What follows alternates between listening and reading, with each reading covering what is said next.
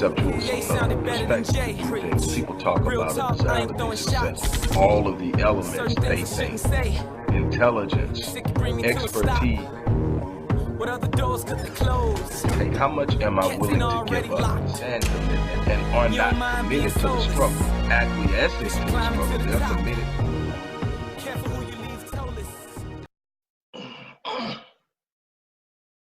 Hello, everybody. Dr. Rick Wallace here, dropping in on you. I hope that everybody is off to a great start this week. It's Tuesday, meaning it's Mindful Tuesday. It is the day we talk about the importance of being mindful of your state, being mindful of your thoughts, being mindful of your intentions, and being in a situation where you can literally set the gauge on where you're at in those areas.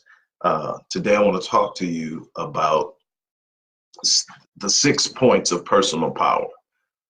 These aren't simply points or tips. These are points of existence. And so it's important to use your mindfulness to establish parameters in these areas.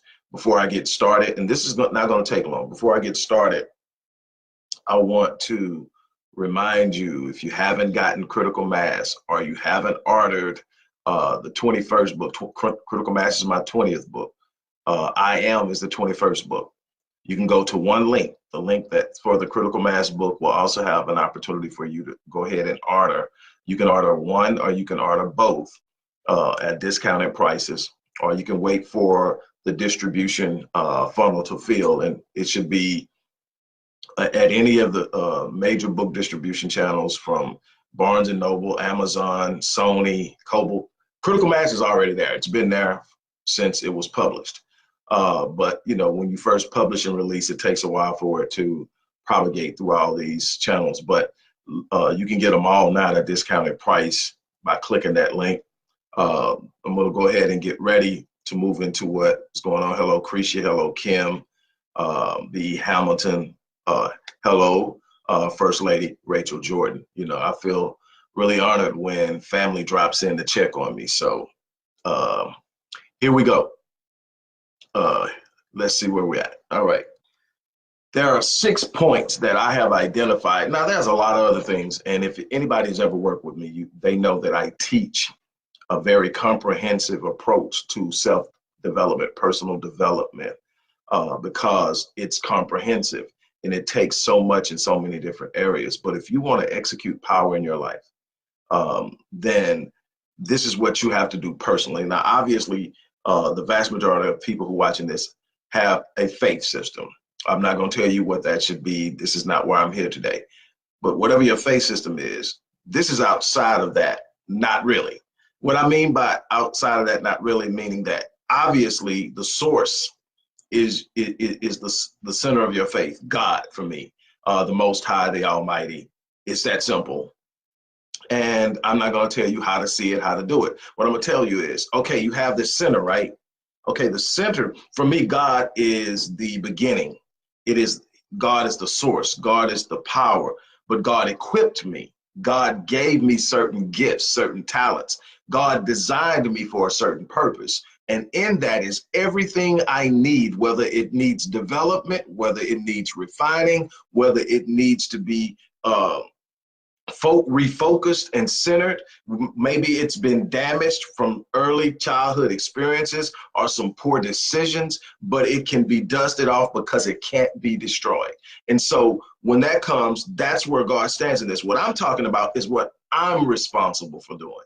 So you can have all the gifting.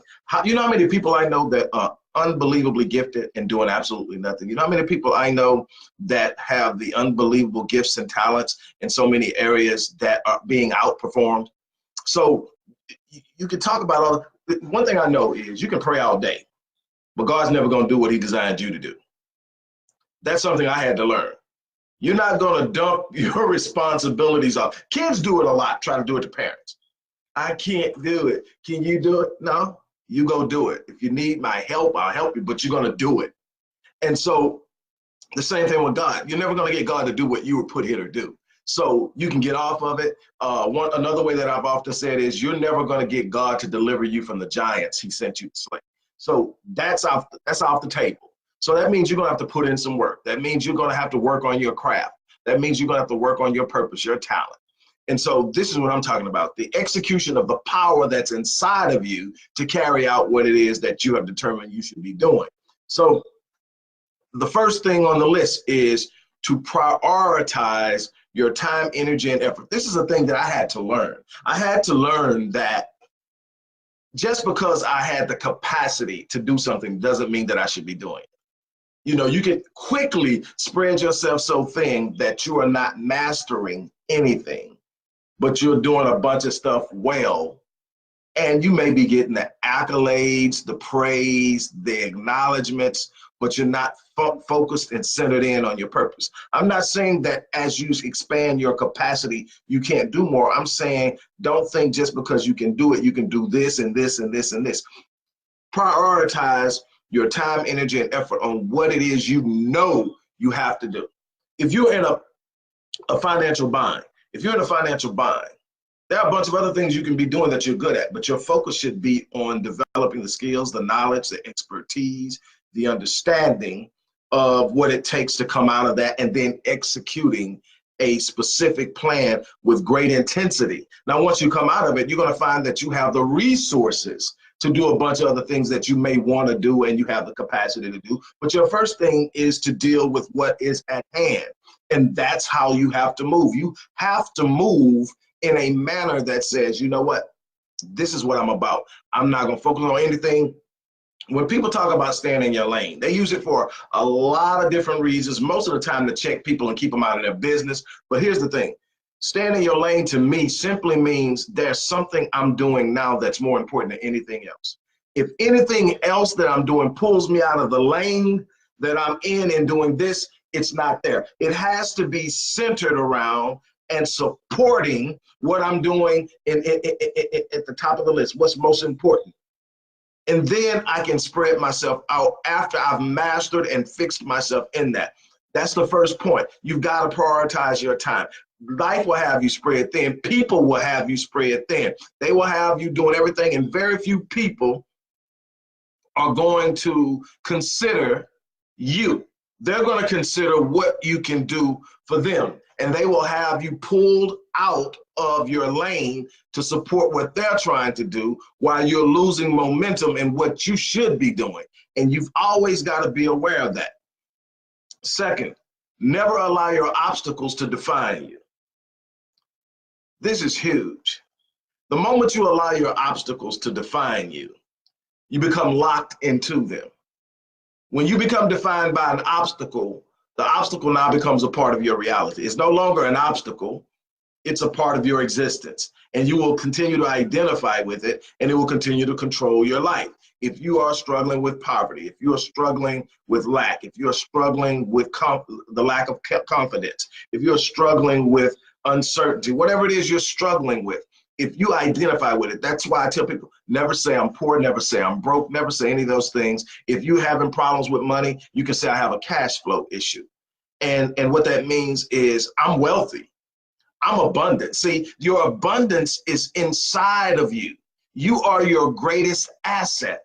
And what I mean by that is when you really truly gain an understanding of your resourcefulness, which is your greatest asset inside, you are your greatest asset, and the greatest asset inside of you is your resourcefulness, not your resources. Your resources may be your bank account, your resources may be your assets, your resources may be your friends, your associates, your business partners. Those are all assets if they're bringing pluses to the table. But your greatest asset is your resourcefulness, meaning that if I don't have it as an asset yet, I will find a way to get it. When you have that mindset, there's no limit to how valuable you are.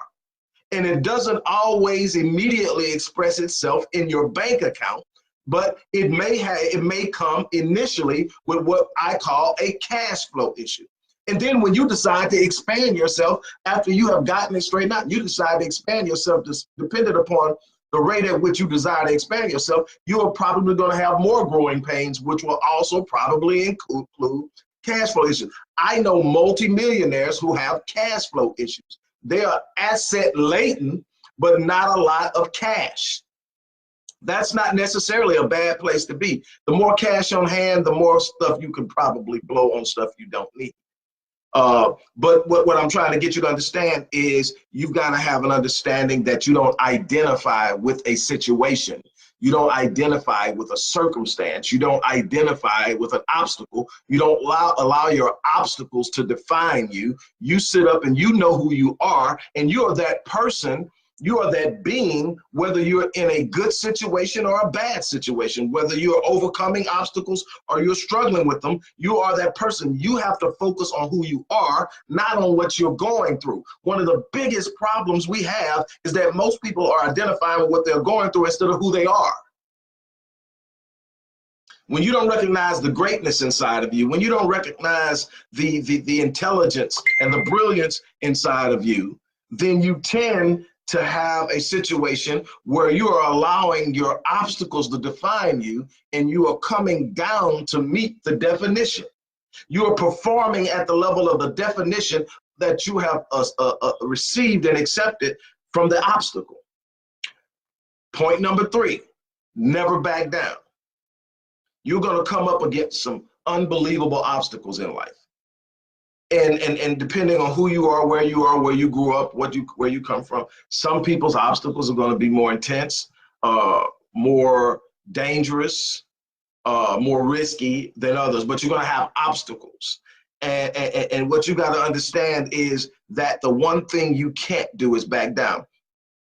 I tell people all the time, my number one word that defines my success isn't intelligent, isn't brilliant, isn't wealthy, isn't connected. It isn't any of those things. Although I can reach inside and pull something out of each one of those categories, that's not what defines or really guarantees my success.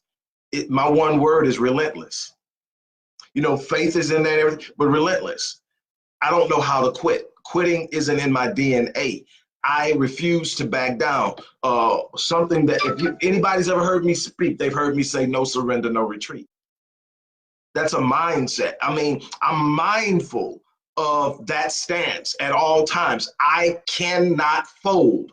I refuse to fold no matter what I'm going through, no matter how dark it is, no matter how much I'm up against, no matter how many people are hating on me, no matter how many people are wishing for my demise, no matter how much I stand to lose, I will not back down. I am not going to quit. Do you realize that just in the last 10 years alone, I had numerous people come to me and tell me that certain people that were in my circle were talking behind my back? First question I asked is, well, when they said that, what did you say? You know, because they felt comfortable, you know, sharing it with you. So what was the conversation, the context of the conversation? Most of it is shut down then. Most of it is shut down at that particular moment. Because now you realize, I know you've been gossiping. But the one thing that no one can say is when they told me, I went on the attack mode. Oh no, I'm not going to go on the attack mode. I didn't say anything negative about them. I told them I'm aware. I don't want to talk about it. And you know, my wife will ask me if that person's doing this and this and this. I'm looking. They don't really care for you, Rick. I say I'm aware of that. Well, why don't you block them? You know, and I joke about it. You know, because I read somewhere one time, and I joke about it. I said, well, you know, God said He would prepare a table for me in the presence of my enemies. You know, so they're about to watch me eat. I need them there. And then I'm one of those people, and I'm not telling everybody to do what I'm about to say, but I'm one of them people. I'm literally driven and motivated by other people's hatred, dislike, and ideas about my failure and what's going to happen. I'm driven by it. If you think if you want to see me do something, tell me I can't do it. I'm driven by it. And I'm not telling you to do that because that comes with a burden too. When you're driven by such negative energy, you better be able to engage that energy because it's there. Because the moment that you sit up and decide to let that be a motivating factor, it becomes a power in your life. And you better have the energy, the motivation, and the understanding of who you are at a level that will challenge their negative energy that they're sending at you, because they're sending it. Now, what you can choose to do is rise above it and totally ignore it.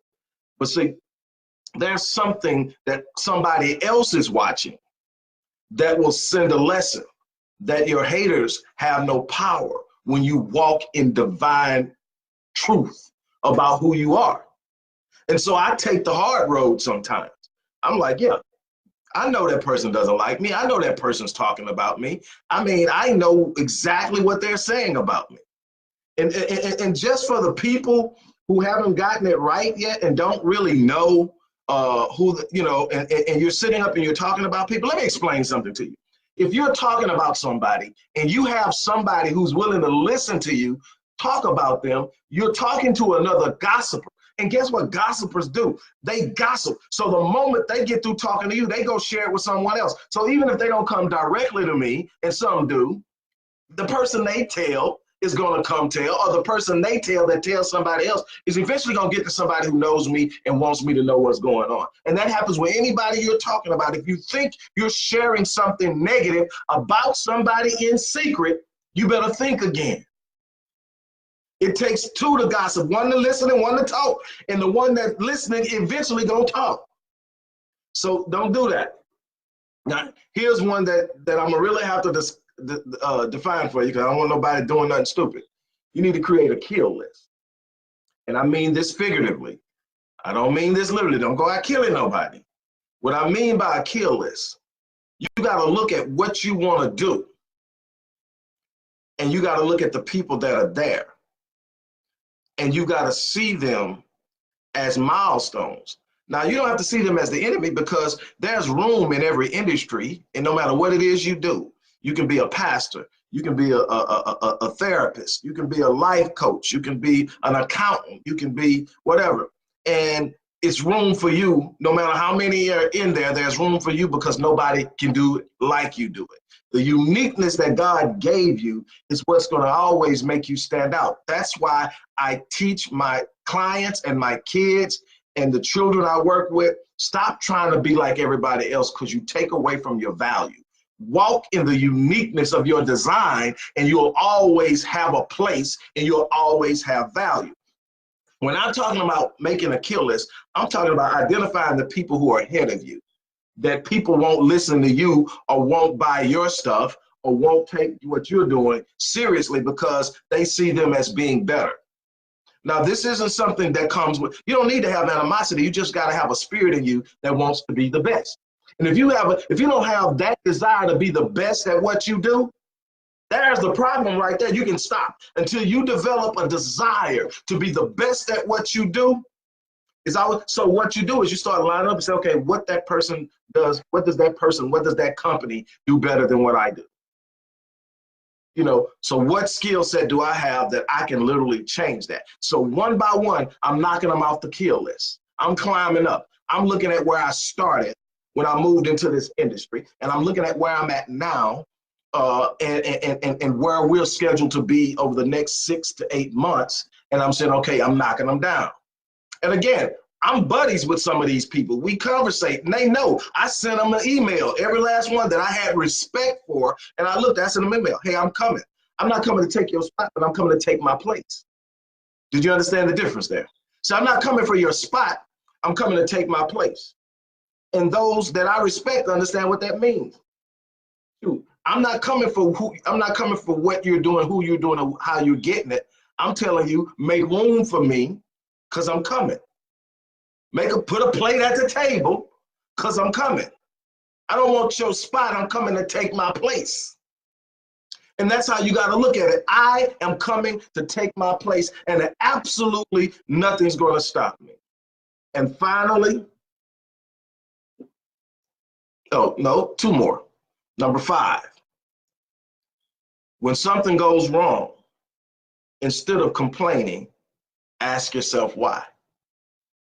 Just asking yourself why reminds you that there's a cause. See, there is a universal law of cause and effect that says if something is happening, there's something that's causing it. Nothing just simply happens. It's always the product or the consequence or the repercussion or the result of an action. And when you discover that something's going on, ask yourself why. What am I doing? What is someone else doing? Did I respond right? Did I make the right decision? You make the adjustments and you move forward. Something goes wrong to teach you a lesson, to tell you that something that happened shouldn't have happened, and you've got to make the changes. You can't control what everyone else does, but you can control how you respond to it. You can control how you move afterwards. It is your responsibility to respond correctly. Ask yourself why. Don't complain. Complaining is the absence of gratitude, and wherever the absence of gratitude exists, problems and chaos exist. Finally,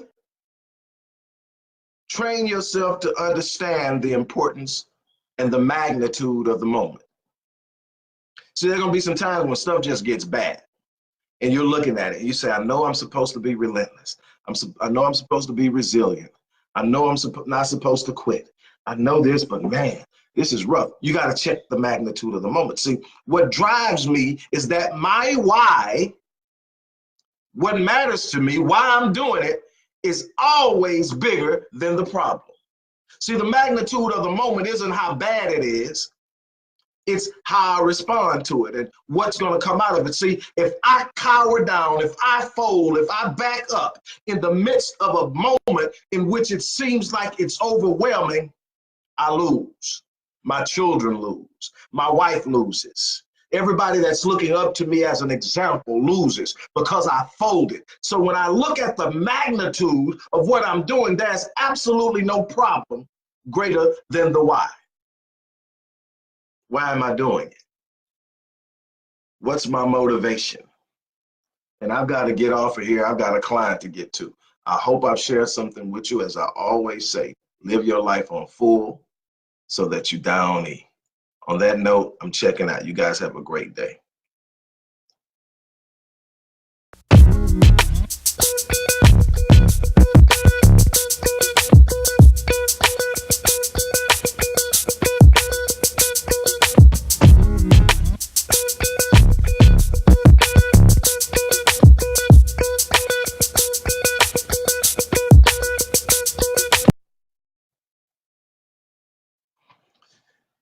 Hello, everybody. Dr. Rick Wallace here. I hope that you guys are off to a great start as far as your week is concerned. I hope that you are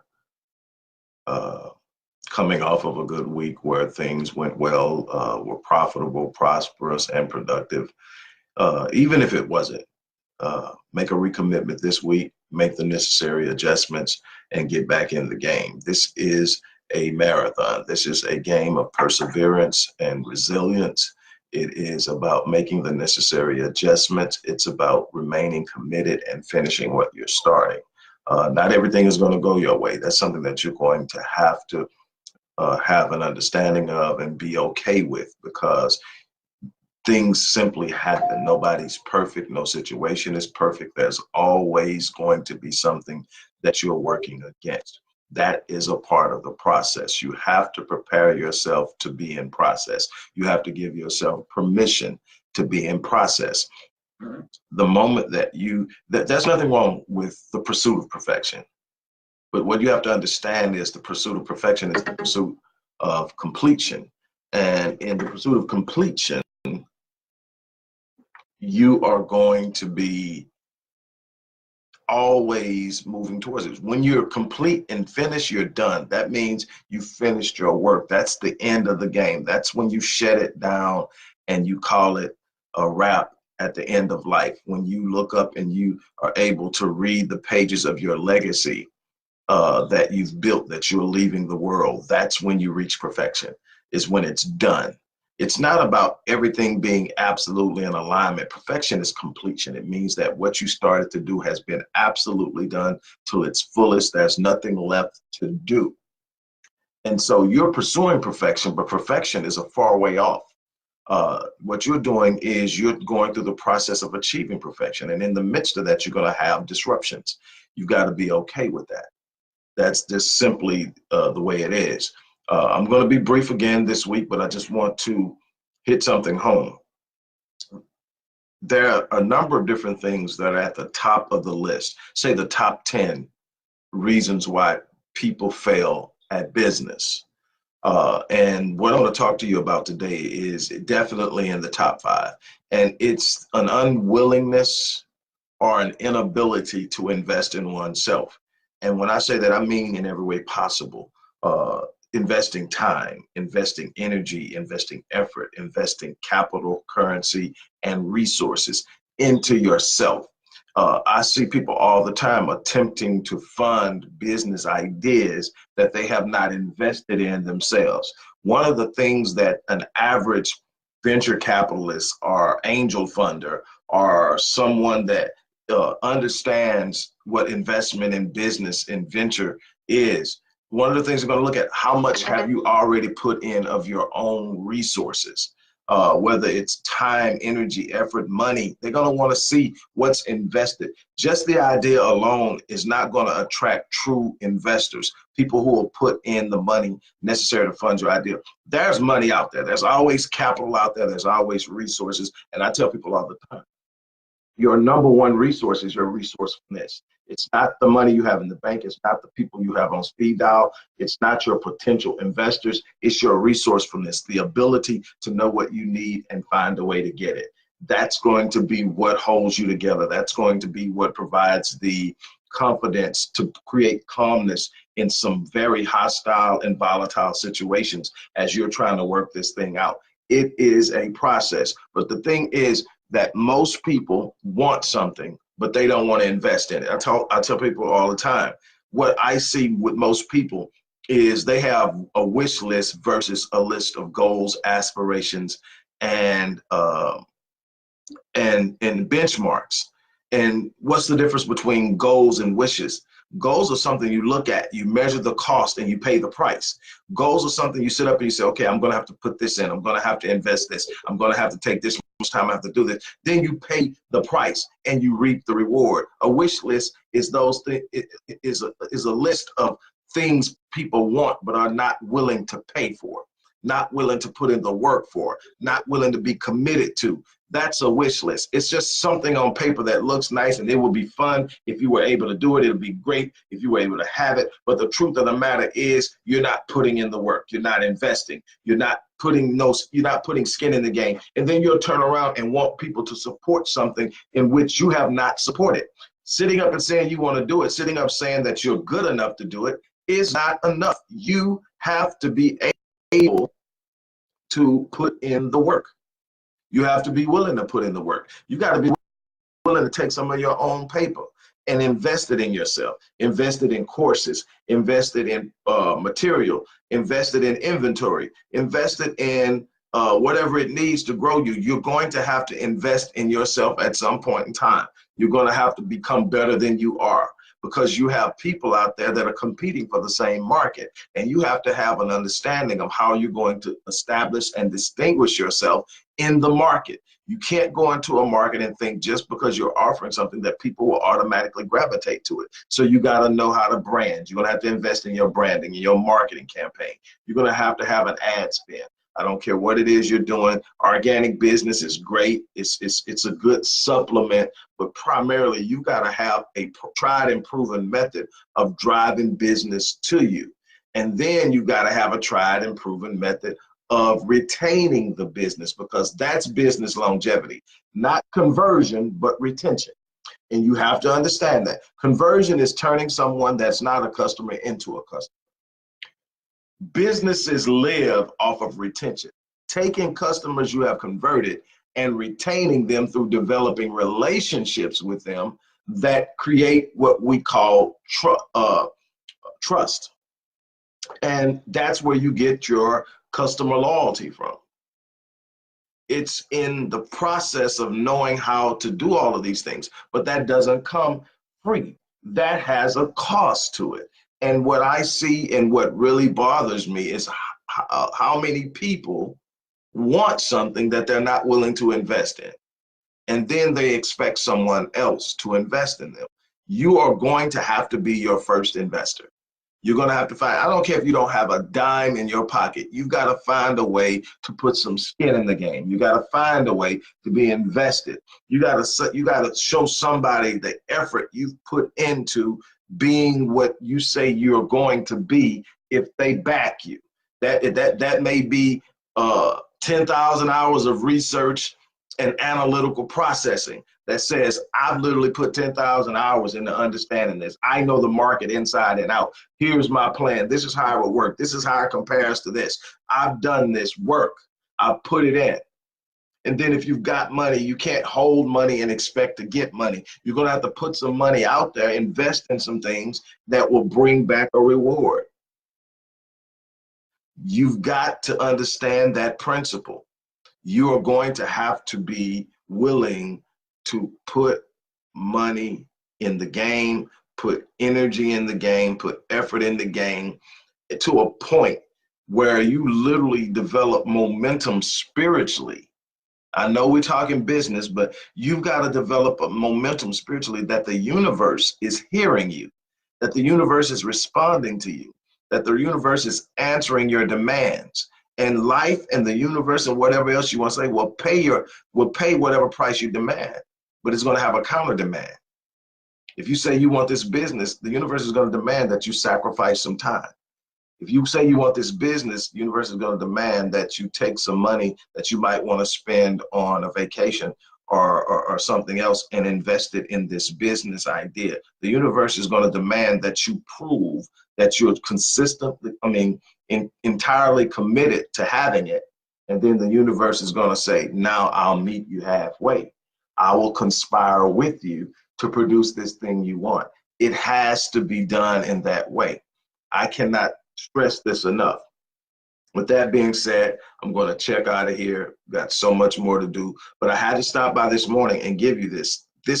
Take it at face value, take it for what it is. But I'm telling you, if you don't invest in you, you can't expect anybody else to. And there is just this dynamic that is created when you put blood, sweat, tears, and money into something you believe in. You really truly own it, and it becomes a part of who you are, and it becomes a dynamic force that moves you forward. You know, it's just a wish until you put some skin in the game. With that being said, I'm going to get out of here. You guys have an unbelievable day. As I always say, live your life on full so that you die on E. Have a great day.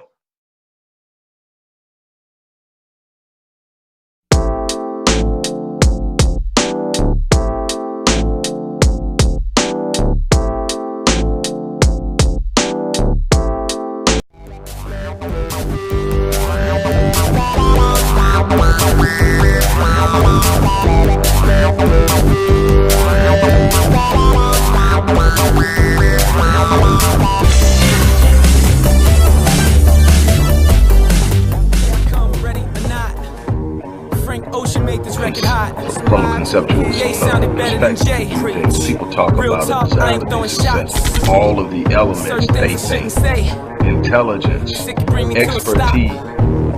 What other doors could they close? Hey, how much am I willing to give up? Stand commitment and are not committed to the struggle. Acquiescing to the struggle, they're committed